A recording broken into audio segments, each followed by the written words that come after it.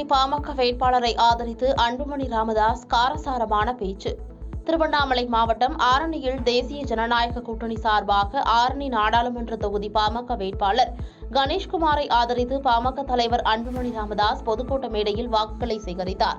அப்போது பேசிய அவர், திமுக ஆட்சிக்கு வந்து 3 வருடங்கள் ஆகியும் உங்களுக்கு என்ன கிடைத்தது? தேர்தல் நேரத்தில் உங்களுக்கு வாக்குறுதியாக என்ன கொடுத்தார்கள்? நாங்கள் ஆட்சிக்கு வந்தவுடன் பழைய ஓய்வூதியத்தை நாங்கள் கொண்டு வருவோம் என்று ஒரு பொய்யான வாக்குறுதி அளித்தார்கள் என விமர்சனம் செய்துள்ளார். மேலும் பேசிய அவர், மக்களுக்கு கொடுப்பவர் ராகுல் காந்தி, மக்களிடமிருந்து எடுப்பவர்தான் மோடி என தமிழக காங்கிரஸ் மாநில தலைவர் செல்வ பெருந்தகை பரப்புரை மேற்கொண்டுள்ளார். தூத்துக்குடி மாவட்டம் கோயில்பட்டி அண்ணா பேருந்து நிலையம் முன்பாக தூத்துக்குடி மக்களவை தொகுதி திமுக வேட்பாளர் கனிமொழி கருணாநிதியை ஆதரித்து இந்தியா கூட்டணி சார்பில் தமிழக காங்கிரஸ் மாநில தலைவர் செல்வ பெருந்தகை தேர்தல் பரப்புரையை மேற்கொண்டார். அப்போது பேசிய அவர், 10 ஆண்டு கால ஆட்சியில் மோடி அளித்த வாக்குறுதி எதையும் நிறைவேற்றவில்லை. தமிழ்நாட்டின் நலன், பாதுகாப்பு, வளர்ச்சி அனைத்தையும் பறித்துக் கொண்டார் மோடி. அதற்கு துணை போனவர்தான் எடப்பாடி. கொடுத்த வாக்குறுதியை எல்லாம் 2 ஆண்டுகளில் நிறைவேற்றியவர் தம் முதல்வர் ஸ்டாலின் என்றார். காங்கிரஸ் தேர்தல் அறிக்கை என்பது விலை மதிக்க முடியாத வாக்குகளை கொண்டது. ஆகையால் உதயசூரியன் சின்னத்தில் வாக்களிக்க வேண்டுமென கேட்டுக் கொண்டார். இதில் மதிமுக, விசிக, இந்திய கம்யூனிஸ்ட், மார்க்சிஸ்ட் கம்யூனிஸ்ட் உள்ளிட்ட கூட்டணி கட்சி நிர்வாகிகள் கலந்து கொண்டனர். என்னென்ன வாக்குறுதியை 10 ஆண்டுகளுக்கு முன்பு மோடி கொடுத்தார் என்று உங்களுக்கு தெரியும்.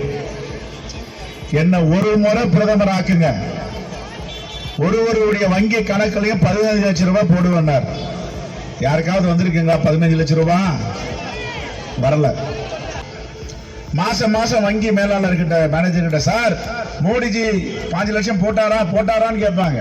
ஒரு ஆசை தான். இவ்வளவு பெரிய மனிதன் வாக்குறுதி கொடுக்கார, ஏமாத்து வரா, பொய் சொல்லுவாரா, பிரதமர் வேற ஆயிட்டார், எப்படியாவது வாக்குறுதியை நிறைவேற்றுவார்.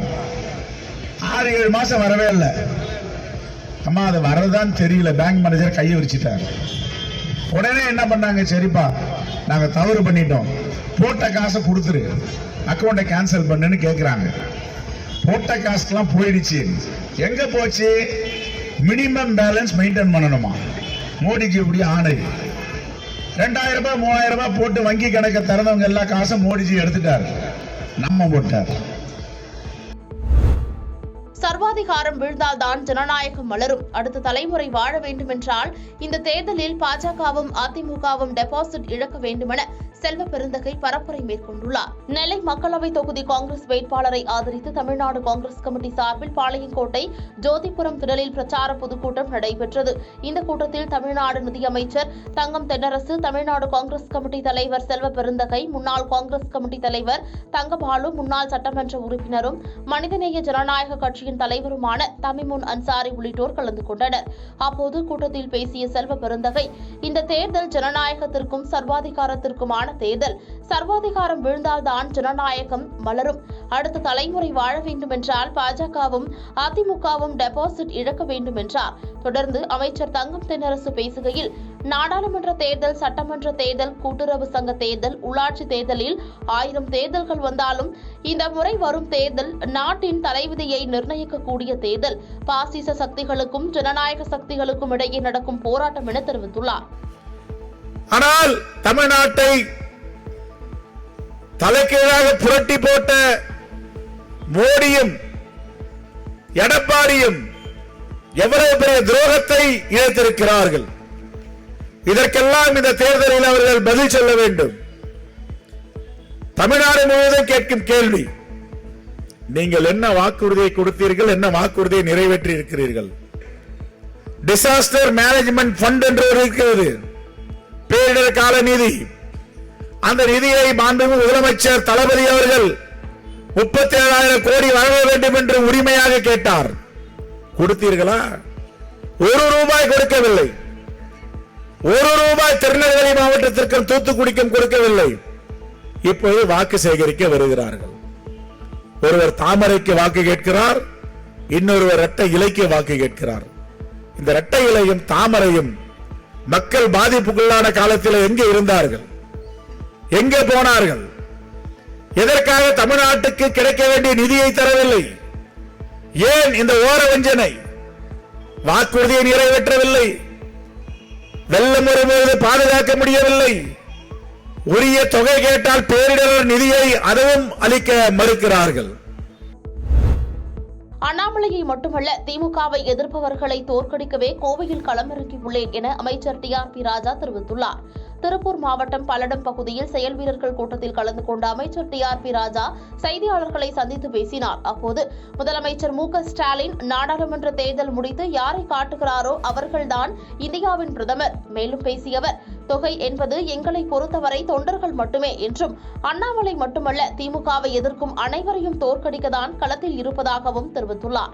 அதிமுக அவரு இபிஎஸ் பாவம், ஒரு எதிர்கட்சி தலைவர் அவர்கள் பாவம், அவரோட இயலாமை, அவரும் எவ்வளவு செஞ்சு பாக்குறாரு, இல்ல பிஜேபி இல்ல நாங்கன்னு காமிக்கிறதுக்கு. ஆனா இன்று நான் சொன்ன போது இன்னைக்கு காலையில ஒரு 200 பேர் அதிமுக இருந்து வந்து இங்க இணைந்தார். அவர்களும் ஒரு ஒட்டுமொத்த அந்த கிளை கழக நோட்புக்கோடய வந்துட்டாங்க. மொத்த கிளையே மொத்தமா கலைச்சிட்டு இங்க திமுகவுக்கு தாய் கழகத்தை வந்து இணைந்தார்கள். அவர்கள் சொல்லும் வார்த்தையை தான். அங்க எங்கன்னா அதிமுக இருக்கு, ஒட்டுமொத்தமா பிஜேபியா மாறிடுச்சுங்க. எங்கேயுமே அவங்க களப்பணிக்கும் போறது இல்ல, எதையும் செய்யறது இல்ல. ஒட்டுமொத்தமா பிஜேபிக்கு அவங்க வாக்குகள் எல்லாம் மாற்றுவதற்கான வேலைகளை தான் அவர்கள் செய்து கொண்டிருக்கிறார்கள். எனவே அந்த பிஜேபிக்காக நாங்க எந்த காலத்திலையும் இந்த மண்ணை விழுங்க வேண்டும் என்று, இந்த நாட்டின் வளர்ச்சியை விழுங்க வேண்டும் என்று நினைக்கும் ஒரு இயக்கத்துக்கு நாங்கள் துணை நிற்க மாட்டோம். அப்படியாகப்பட்ட ஒரு இயக்கமாக இன்றைய அதிமுக மாறிவிட்டது. எனவே இனிமேல் அங்கு எங்களுக்கு இடமில்லை.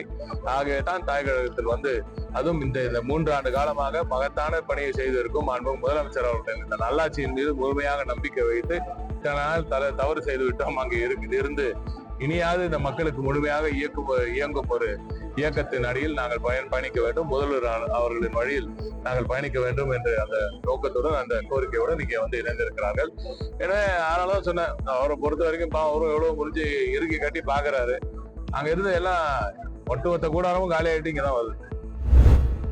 தென்காசி நாடாளுமன்ற தொகுதி திமுக வேட்பாளர் டாக்டர் ராணி ஸ்ரீகுமாரை ஆதரித்து அமைச்சர் ராஜகண்ணப்பன் வாக்குகளை சேகரித்தார். தென்காசி மாவட்டம் சங்கரன் கோவில் வடகரத வீதியில் இந்தியா கூட்டணியின் தென்காசி நாடாளுமன்ற தொகுதி திமுக வேட்பாளர் டாக்டர் ராணி ஸ்ரீகுமாரை ஆதரித்து உதயசூரியன் சின்னத்தில் வாக்குகளை சேகரிக்கும் விதமாக தமிழக பிற்படுத்தப்பட்டோர் நலத்துறை அமைச்சர் ராஜகண்ணப்பன் கலந்து கொண்டு சிறப்புரையாற்றினார்.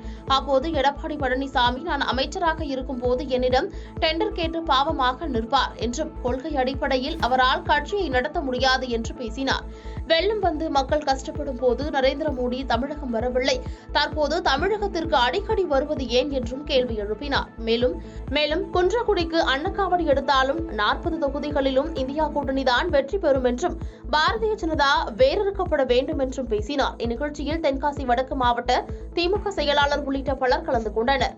ஆகவேதான் நாம எல்லாரும் என்ன சொல்றோம்னா, உதயசூரியன் சின்னம் இந்த நாட்டில் இருக்குன்னு கேட்டா, எடப்பாடி பழனிசாமி நாயர்கள் எம்எல்ஏ, நான் 3 துறைக்கு அமைச்சராக இருக்கும்போது அவர் தூணை பிடிச்சே நிற்பாரு. டெண்டர் கொடுங்க. நான் அவர் குறை சொல்றேன், இருந்து போறாரு. அவரால் முடியாது, அவரால் கொள்கை அடிப்படையில் கட்சி நடத்த முடியாது. ஏதோ நடத்துறாரு, கொள்கையின் அடிப்படையில் கட்சி இருந்தா தான் ஒரு கட்சி வாழ முடியுமே தவிர, மோடி அவர்களுக்கு நம்ம வேணாம்னு ஏன் சொன்னோம்னா, நீங்க வேணாம், 10 வருஷமா இந்தியாவை பால்படுத்தி விட்டிய, மக்களை மதத்தின் பெயரால் ஜாதியின் பெயரால் பிரிக்கிறீங்க, நீங்க வேணாம். பாதகம் செய்பவரை கண்டால் நாம் பயங்கொள்ளலாகாது பாப்பா, மோதி மிதித்து விடு பாப்பா, அவர் முகத்தில் உமிழ்ந்து விடு பாப்பா. அண்மை செய்திகளை உடனுக்குடன் தெரிந்து கொள்ள இணைந்திருங்கள் இயம்நாடு தொலைக்காட்சியுடன்.